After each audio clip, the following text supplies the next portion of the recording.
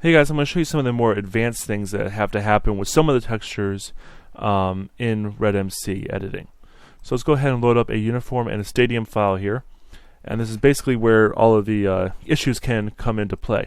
Now normally when you import a texture, if it's a TXT5, you can import an RGBA, a DXT1, or a DXT5 file, and RedMC will handle it and import it properly. And ping files too, I believe. Now, when you come over to numbers, numbers and names unfortunately cannot be resized. It's a kind of a limitation that's within the file itself. And that's really unfortunate, but there's not really anything we can really do about it.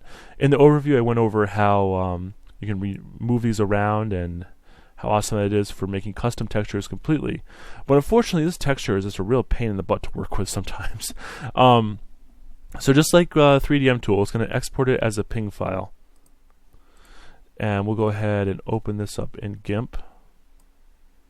So as you can see, it's an indexed color file. Now, for whatever reason in GIMP, if this says RGBA, you go to Image, Mode, and you change it to Indexed. And you want to make sure you have 256 colors.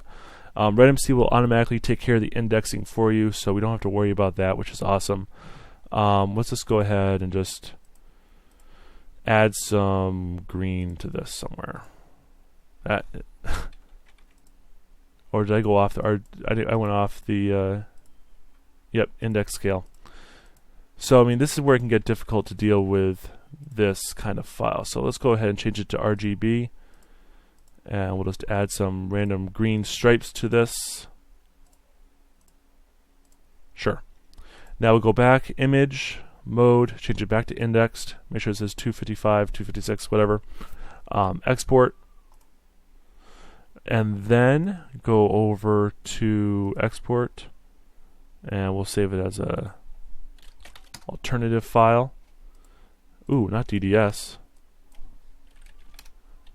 Ping file. That all looks fine and dandy and happy. Go ahead and press export. Go back over to RedMC. Import. There you go. Now it's all set, and if you change where the positions are, the numbers and everything, you can go ahead in here and edit that if you wish. Same exact procedure for the names. So for all the letters and stuff on the back of the uniform, same exact procedure as what I just did. Now for stadiums, there are a couple of different textures that could be a little wonky. For the most part, the crowd prelit color one, it's just a RGBA. And it's just stadium specific, and this is what controls the shading of the crowd members while they're sitting down, the normal ticket bearing people. So this one's a little bit of a pain in the butt to deal with, but I'm sure with some experimentation you guys could figure it out. In the stadium file though, there is one texture that has a lot of issues, and it's the L8 texture for the crowd walker lighting. This is what, you know, when you play on Rucker Park in 2K and how you go under those trees and it actually shades on the players and everything, which is awesome. that is amazing. It's because of this texture right here. This is what I edited for Midnight Ballers to make the players get really into the dark when they go out of bounds and stuff. This is a little bit more of a different thing to edit, so let's go ahead and export this as a DDS file and load it up in GIMP. And as you can see, we have the shading here. Come on, give me my tools. We have the shading here, so let's just get rid of it. Let's go ahead and just grab this here, and I don't know, let's just get rid of all of this. So now when the players play, they'll just have the normal brightness that they should have. If you want to have some sunspot or something in the middle of the court, that's fine. Boom. I don't know. So whenever the players pass through these little spots, they get really dark, as if there's a umbrella over them or something. I don't know why you would ever do something like that, but you can. And the thing with this is you gotta make sure it's grayscale. So go to image again, mode, and make sure it's under grayscale. So if it gets changed to RGB, if there's colors around or something, you can't do that, unfortunately. It's got to be grayscale. So you can do that. You go to export. We're going to export this one as a DDS file.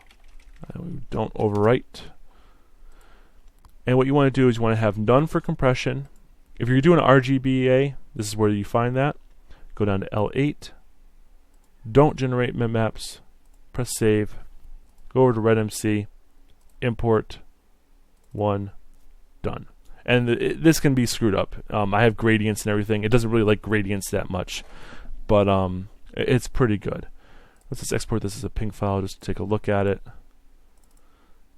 Oh, it did transfer actually. So that's just RedMC's little preview grid issue. No biggie.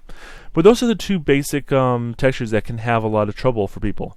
So I hope you guys enjoyed, and I will see you in the next video.